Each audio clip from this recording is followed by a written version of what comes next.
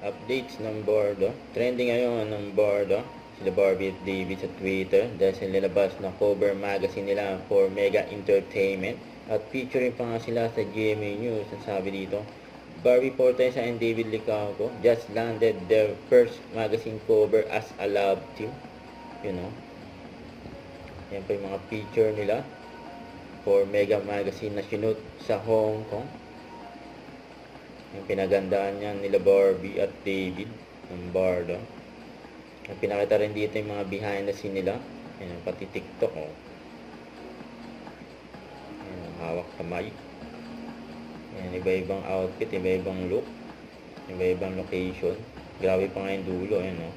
Sabay hatak ni Barbie si David eh.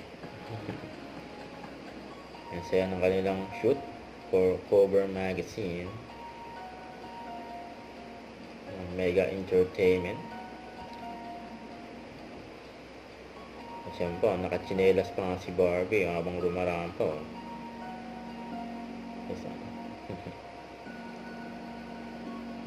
Sabay lingan sa likod eh.